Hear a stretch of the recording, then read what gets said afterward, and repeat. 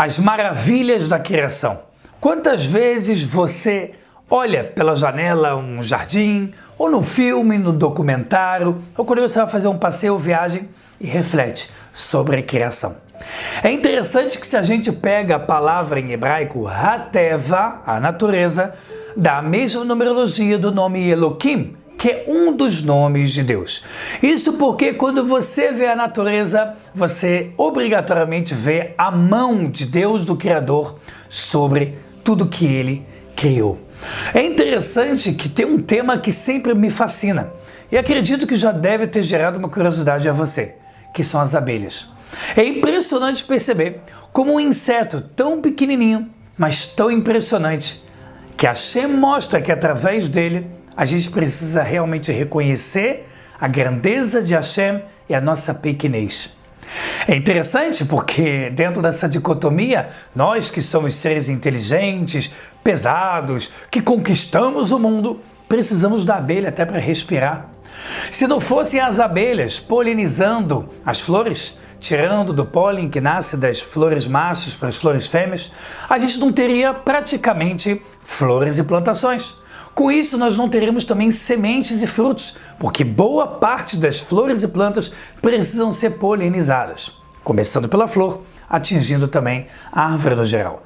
É interessante também que quando as abelhas fazem isso, as flores vão ficando mais fortes, liberam certas sementes, da qual também os pássaros comem, vivem e com isso vão ganhando força para comerem frutos, sementes e jogarem pela terra, aonde vai nascendo mais árvores.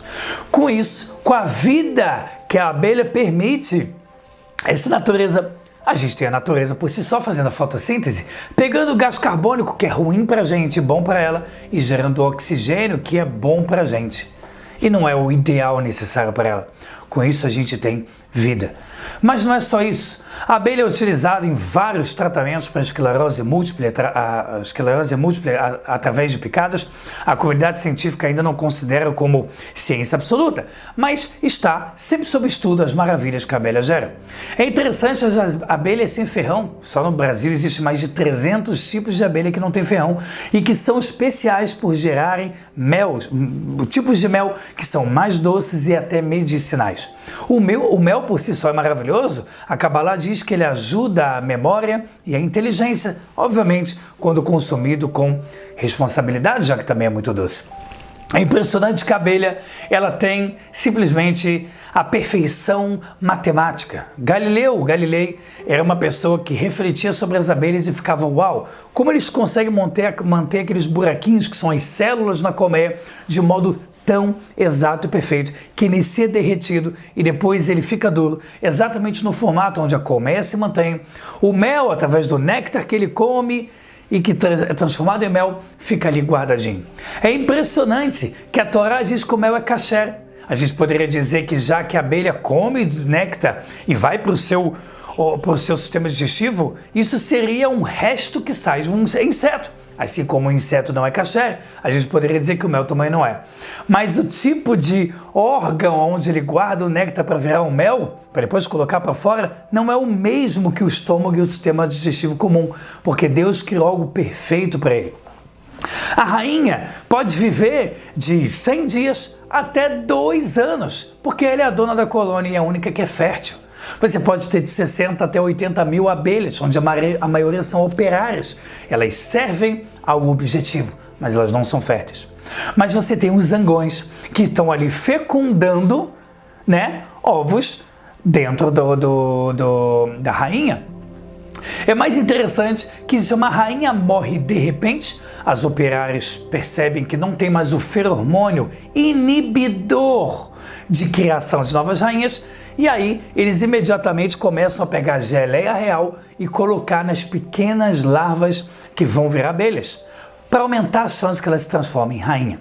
Se você já tem uma rainha, você mata as outras, porque você só precisa de uma rainha para não criar uma grande confusão. Se você tiver 2 rainhas, elas lutam até a morte. As abelhas sabem se proteger. E quando elas precisam matar uma abelha porque ela é estranha ao ninho, ou porque ela está doente, pode passar doença, ou até uma vespa que vem atacar uma colmeia, elas se juntam em quantidade com peso em cima de uma vespa, por exemplo, e começam a tremer batendo as asas para aumentar a temperatura, fazendo com que ela morra por calor. Elas entendem de engenharia, infraestrutura, elas entendem de física, elas entendem de fecundação, elas entendem de biologia, elas entendem de matemática. Nos últimos 10 anos existem estudos que dizem que as abelhas tem reconhecimento facial. E é por isso que existe aquela ideia de que quando uma pessoa bate numa colmeia, as abelhas não vão em cima de todo mundo, elas vão em cima de um rosto, porque ela tem um padrão de reconhecimento chamado reconhecimento com figurão, que é muito parecido com o ser humano, que é através de linhas faciais. Não só isso, como ela é maravilhosa em matemática, ela tem uma visão de mais 280 graus, o que seria quase 2,5 vezes de um ser humano.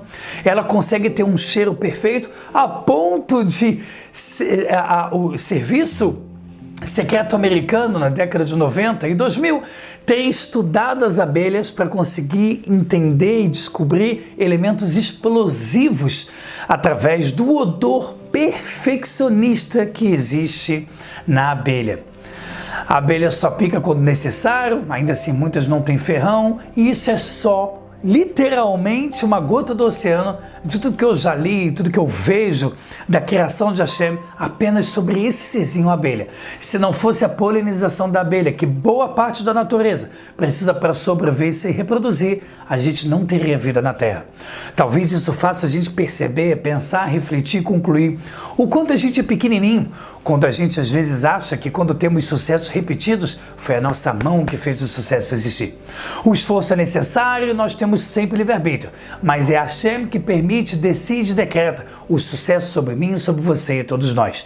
Que isso traga mais humildade, alegria e coisas boas. A você que ainda não adquiriu o ingresso para o evento Bnei Noach, que vai acontecer 10 de julho Rio de Janeiro, 17 de julho em São Paulo, saiba que esse evento é para você, para não-judeus que gostam do judaísmo. Seja você uma pessoa que está começando a querer buscar os ensinos do judaísmo da Kabbalah, ou você que já é um Bnei Noach.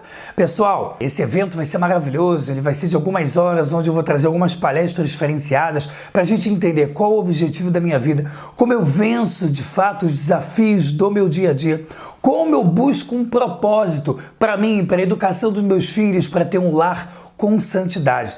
Uma coisa eu garanto a você, você vai sair desse evento com uma tarde, uma semana, um mês, até um ano transformador. É só você entrar aqui no link embaixo, vaitorá.com, e adquirir desde já o seu ingresso e para a sua família, para que a gente esteja juntinho em muito breve.